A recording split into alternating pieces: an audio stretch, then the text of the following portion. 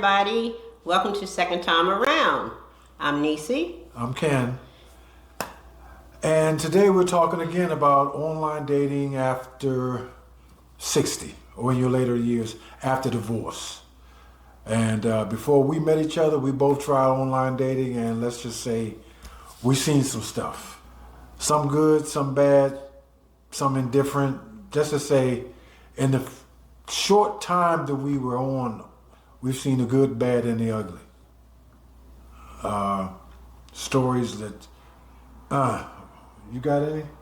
I know you got some. Got quite a few. Hit them. Okay, so, I was online talking to a couple of people, and for me, I could tell right off if it's going to work or not. So I've heard, I'm in the Army.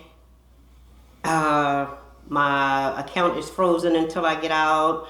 My daughter is in a boarding school. And, oh, by the way, her birthday is in a couple weeks, next month or whatever. And I can't send her anything.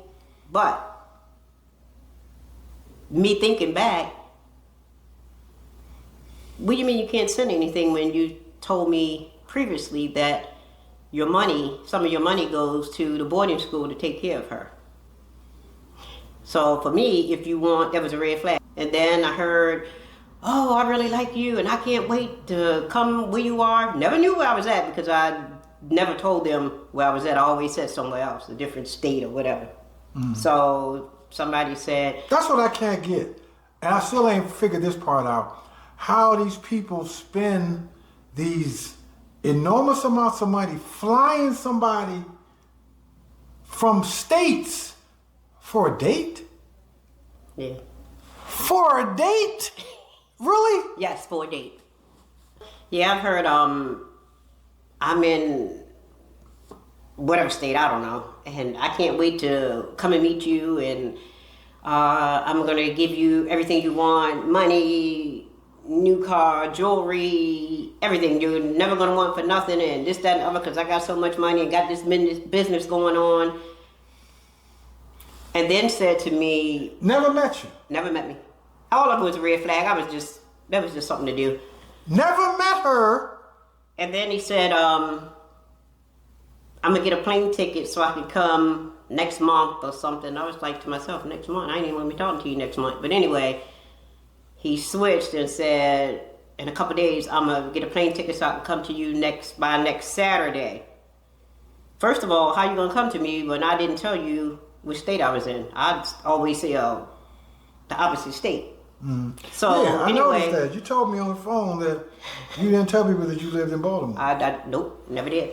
So anyway, he sent me a screenshot of this supposedly plane ticket, but then you said you paid X amount of dollars for this plane ticket and you needed $800 more. And if I could send you the $800 so you could get here, then I wouldn't have to worry about nothing, and I'll get way more than the $800 back and all this old crap. And I was like, oh, okay. So I said 800, and he was like, yeah, you gonna send it? I said, yeah, I'm gonna send it. When you gonna be able to send it? I said, well, when you coming? He said, next Saturday. I said, okay, well, I'm gonna send it to you next Friday. So when you get the ticket, you just send me a picture of it. Right then, well, I already knew, but when I said I'll send it to you next Friday, I mean, he was so excited. As soon as I hung up the phone, as soon as I hung up the phone, he went immediately to block and delete. Because I knew none of it was true. And I've heard a lot of I'm in the Army stories, and my account is frozen. Well, how you getting paid if you're in the Army? Yeah, exactly. I told the fool I live in Bahamas, in the Bahamas, and he believed it. Yeah, so I told him all about the water and all different kinds of stuff. Whatever they wanted to hear, that's what I told them. After that, it was block and delete. So yeah, I've heard pretty much a bunch of bull. Yeah. And they thought they was talking to Boo Boo the fool. Wow. So I guess she went somewhere else. Most people they can hide behind the anonymity of being online. Because I was talking to a woman, and I took an hour for my lunch break. I stopped past. She didn't look enough. She looked similar to her damn picture. And we talked for a few days, and this woman, and it was a big red flag, because I've heard the story from my daughters.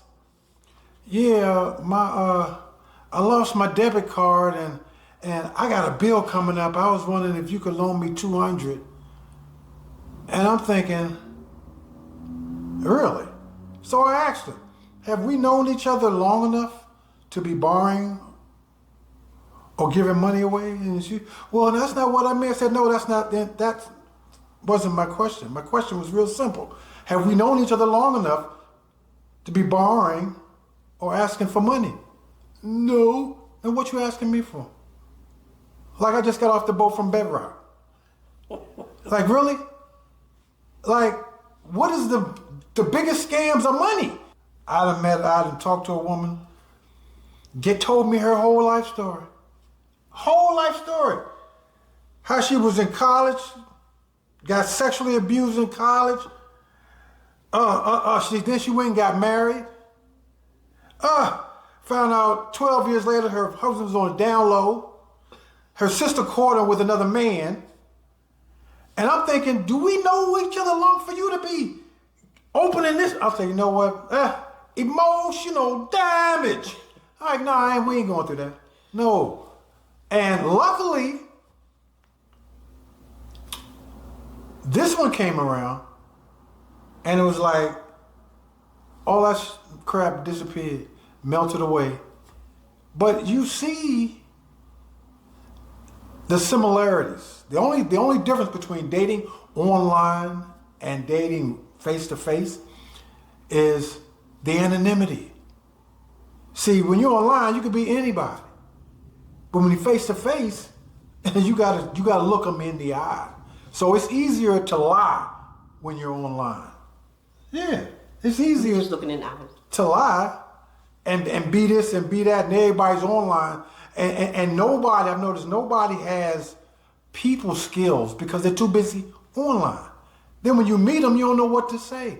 If you ain't got a phone in your hand, you don't know how to talk. So what our advice is, like I always say, what happened with us is I'd already made my mindset that I was gonna be an open book. Ain't trying to be nobody else. Ain't trying to impress nobody. I went honesty first. I'll tell you, I'm an open book. Ask me anything, because the truth gonna come out. So, I mean, my advice for this online dating, especially in your later years after divorce, what do you got to hide? Nothing. Nothing. Just come out and be truthful. Yeah. And whatever it is, just that's say how you it. know whether or not somebody and you and that other person click. If both of you guys are honest. We did. You can. He heard my stories. I heard his, and yeah, I mean, they were kind of similar. That's our advice. If you get anything from this video, be open, honest, communicate, and you have to see each other. You have to have conversation. You got to talk in real talk. So that's our video for today. You got anything out of it? Hit that subscribe button. Hit that like button. Once again, I'm Ken. And I'm Niecy. And this is Second Time Around. See you on the next video. Peace. Okay, babe. 3, 2, 1. Dang. I forgot that quick. Because I want to see. Okay. 3, 2, 1. What's up, y'all? Welcome back to Second Time Around. I'm Ken. And I'm Niecy. And today we're talking about, oh man, before we met each other, we both tried online dating. And let's just say we saw, that don't even sound, that repeats that. So I got to hook with that. No, I don't need to stop it. You know, you keep stopping. I can edit that out later. All right. 3, 2, 1. Welcome back to.